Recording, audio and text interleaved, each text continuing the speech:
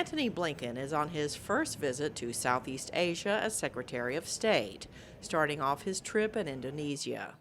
It's a heavyweight country in a critical region, says Brian Harding of the United States Institute of Peace.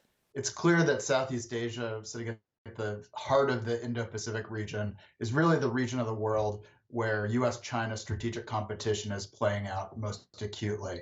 But there are also innumerable reasons why the United States should be interested in Southeast Asia with 650 million people, a $3 trillion economy.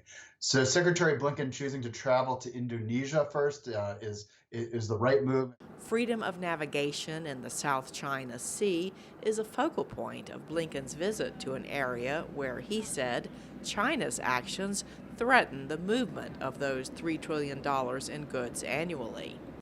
That's why there's so much concern from Northeast Asia to Southeast Asia and from the Mekong River to the Pacific Islands about Beijing's aggressive actions, claiming open seas as their own, distorting open markets through subsidies to its state-run companies, denying the exports or revoking deals for countries whose policies it does not agree with, engaging in illegal, unreported, and unregulated fishing activities. Countries across the region want this behavior to change. We do too. China was quick to refute Blinken's criticism. I would like to point out that the U.S., on the one hand, dramatically plays up the so-called China threat while claiming to have no intention to start a conflict with China on the other.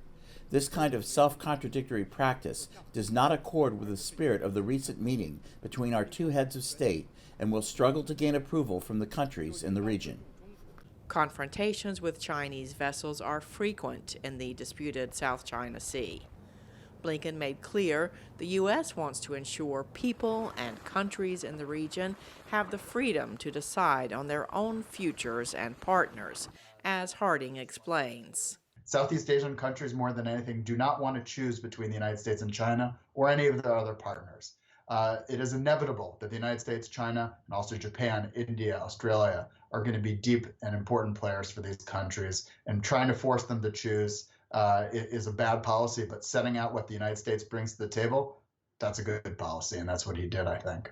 Blinken is also visiting Malaysia and Thailand on this trip, where the impact of the military coup in Myanmar is likely to be a key issue. Cindy Sain, VOA News.